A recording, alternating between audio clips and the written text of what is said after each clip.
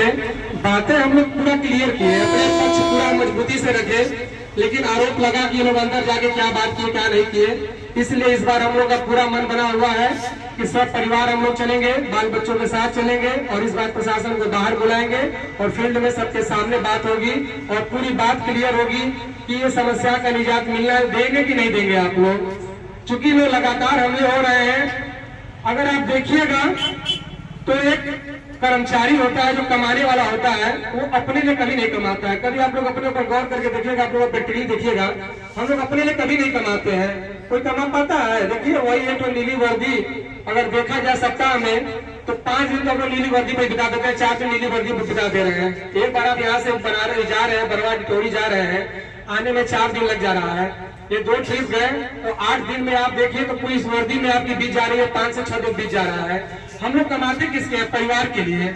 और आज ऐसी स्थिति प्रशासन पैदा कर दिया है कि बार बार बोलता है कि 72 घंटा रेलवे बोर्ड का रूल है। अरे तो भैया रेलवे बोर्ड और भी बहुत कुछ बोलता है कि 9 घंटा ही ड्यूटी होनी चाहिए, लेकिन इन लोगों को समझ में नहीं आ रहा है, बोलते हैं 12 घंटा। अरे जब 12 घंटा ही लिखना होता तो आरबी 143 क्यों निकालता? नहीं लिखता कि 12 घंटा ड्यूटी करिए, 9+2+1 क्यों किया? उसमें कुछ सोच समझ के ही किया होगा, लेकिन इनकी मनमानी इसलिए बड़ी हुई कि हम लोग शांत बैठे हुए हैं। लेकिन अब ये चलने वाला नहीं है, क्योंकि जो ड्यूटी हम लोग लॉन्ग आवर 18 घंटा 17 घंटा 20-20 घंटा जो ड्यूटी कर रहे हैं, इसका असर हमारे ऊपर भी हो रहा है, हमारे परिवार के ऊपर भी हो रहा है, हमारे बाल बच्चों के ऊपर भी इसका असर पड़ रहा है, बच्चों की पढ़ाई लिखाई पर इसका असर पड़ रहा है। जीवन में जो हम लोग प्रेम से घर का समय जो बिताते हैं उसका समय नहीं बिता पा रहे, जिससे परिवार में क्लेश उत्पन्न हो रहा है हम लोग को। तो ऐसे नहीं चल पाएगा। जब जवानी था अपने परिवार को समय नहीं दे पाए, जब 60 साल के बाद जब बूढ़े हो जाएंगे तो परिवार का बोलेगा कि आप किस काम के, न कहीं घूमने लायक रहेंगे, न कहीं एंजॉय करने लायक रहेंगे। तो ऐसा अब बिल्कुल चलने वाला नहीं है। जब आप रेलवे बोर्ड के रूल की बात करेंगे तो हम भी रूल की बात करेंगे। रेलवे बोर्ड कहता है कि अंकोड़ा जैसा घटिया रनिंग रूम और जो लॉबी बना होगा उस क्वालिटी का नहीं होता है। आप रूल की बात करें तो रूल सही चलेगा। खाना की जो क्वालिटी हो, हम बार बार सीनियर डी साहब को बोले, सीनियर डीपीओ साहब को बोले, डीआरएफ साहब को बोले कि आखिर क्या कमी है कि अंकोड़ा में उस तरह का खराब खाना मिल रहा है और वही प्रयागराज में चल जाइए, कुंडला में चले जाइए, बनारस में चल जाइए तो वही ठेकेदारी में, वही पैसे में, वही सबसे ड्राई में 1 नंबर का खाना मिल रहा है। तो 3 ट्राई जो होटल होते हैं वो 3 स्टार होटल हो, उसके पैसा खाना मिलता है। आखिर क्या कमी है? सिर्फ कमी है यहाँ पे लोग जो घूसखोरी, भ्रष्टाचार और जो कमीशन खोरी चल रही है ठेकेदारों की, इस पर हम लोग को लगाम लगाना है। पहले भी हम लोग लड़ाई लड़ते थे संगठन के माध्यम से और अब और लड़ेंगे, क्योंकि हमारे पास एक यूनियन की ताकत मिली हुई है। हम लोग के पास पहले बाध्यता थी कि इस प्रशासन कोई भी जवाब हमको लिखित नहीं दे पाता था। अब आपके बीच में यूनियन आई हुई है जिसका लिखित जवाब मांगेंगे हम लोग कि किस कारण से आज 8 साल से 10 साल से मेरा क्रूसेल कंबाइंड क्रूसेल नहीं बना। आज मुर्गी के दर पे जैसे क्रूसेल में हम लोग रह रहे हैं। सीटीएफआर साहब तो कह दिए कि सीआरबी साहब मॉनिटरिंग कर रहे हैं, बहुत अच्छा व्यवस्था है, लेकिन हम लोग देख रहे हैं कि क्या स्थिति है। आज इस दुर्व्यवस्था के कारण ही अपना हंगर फास्ट हम लोग प्लेटफार्म पर नहीं कर पाए। सीआरबी साहब को जैसे अभी देखिएगा ना, हम लोग उसका फोटो भी खींचिएगा, अभी कैसे हम लग रहे हैं, लेकिन अभी फोटो खींचिएगा हम चिकना लग रहा है, जैसे लग रहा है कि 16 साल का लड़का खड़ा हो गया है। यही हो रहा है। सीआरबी साहब वहां से चिकनाई देख रहे हैं फोटो से, लेकिन यहाँ जो समस्या है, गंदगी है, उसको नहीं देख पा रहे हैं। इतनी गंदगी है, इतनी बदबू है और इतना जो हम लोग मेहनत की है, 60 घंटा जाके मेरा स्टाफ जो है बरवाडी इलाहाबाद रनिंग रूम में रुक रहा है। कोई माई बाप नहीं, कोई पूछने वाला नहीं है। न सीनियर डी साहब के पास हिम्मत है और न सीटीएफआर साहब के पास हिम्मत है, न डीआरएम साहब के पास हिम्मत है कि कोई बोल दे कि मेरा क्रू 60 घंटा से इलाहाबाद में क्यों टिका हुआ है। यहाँ घर परिवार में किसको क्या तकलीफ है, किसके बच्चे को क्या परेशानी है, घर पे सब्जी आया कि नहीं, बच्चे को ट्यूशन फीस मिला कि नहीं, ट्यूशन स्कूल में गया कि नहीं, किसी से कोई मतलब नहीं। सिर्फ आप काम करने के लिए बने हुए हैं, सिर्फ काम करने के लिए आप यहाँ बने हुए हैं। तो इन सब चीजों से संघर्ष होगा और 6 तारीख को हम आह्वान करेंगे कि हमारी लड़ाई सीटीएफआर साहब से नहीं है, हमारी लड़ाई सीनियर डी साहब से नहीं है। हमारी लड़ाई ये जो गंदी सोच मानसिकता वाले लोग हैं, प्रशासन की सोच से है, जो हमको विवश कर रहा है गलत काम करवाने के लिए, हमको परिवार से दूर रखने के लिए। हमें किसी से व्यक्तिगत दुश्मनी नहीं है। सीटीएफआर साहब से भी हम लोग बातचीत करते रहते हैं, हम इनको कभी नहीं बोलते कि आपकी कमी है, क्योंकि ये भी विवश है। ऊपर से इतना ज्यादा प्रेशर है कि ये विवश है। ये तो हमको कई बार हमको बोले कि हमारे खाते में, रेल के खाते में टेम्पो नहीं चल रहा है, आप लोग क्यों जा रहे हैं। अब कोई हम सब रेल में नौकरी कर रहा है, ये भी नौकरी कर रहा है, ये भी रेल के नौकर है, हम भी रेल के नौकर है। अब इतना कोई खुल के नहीं कहेगा कि डीके के साथ तुम मत जाओ, गाड़ी पिटाई के जो होगा हम देख लेंगे, ऐसा कोई नहीं बोलेगा। इशारा वो कर दिए कि रेल के खाते में टेम्पो नहीं चल रहा है, अब इससे ज्यादा क्या कहेंगे। तो ये समस्याएं हैं, लेकिन इसका जो जड़ है, जो ठेकेदारी प्रथा में कमीशन खोरी हो रही है, इसके लिए हम सीनियर साहब को कई बार बोले कि आप ही चलवा दीजिए गाड़ी। हम तो सब कहाँ से चलेगा, 60,000 में कौन गाड़ी चलाएगा। 60,000 पर तो किराया लग जाएगा तेल का, जैसा उनके सिकेदार साहब बुलाकर बता रहे थे कि पर डे का जो है 200 किलोमीटर के हिसाब से हम लोग कैलकुलेशन लगे कर रहे, तो 60,000 का तो तेल लग जा रहा है उसमें। ड्राइवर का पैसा हम कहाँ से देंगे, गाड़ी का पैसा कहाँ से निकलेगा। तो सरासर गलती हुआ कमीशन खोरी से कि आप 100 रुपए का ठेकेदारी जो है वो टेंडर आप 60 रुपए में लिए क्यों। तो टेंडर ले रहे हैं कम पैसे में, आप कहते हैं चला नहीं पाएंगे। रनिंग रूम का वही स्थिति है। आज जो पूरे इस यार में इतना घटिया खाना सब्सिडाइज मिल रहा है, मेरे पास बहुत सा फोटो वीडियो आया है। ऐसा क्यों हो रहा है, सिर्फ इसी कारण से हो रहा है, कमीशन खोरी हो रही है इसमें। और नहीं तो वही बनारस में जाकर प्रयागराज में कैसे उन लोगों का खर्चा पोसा जा रहा है ठेकेदारों का।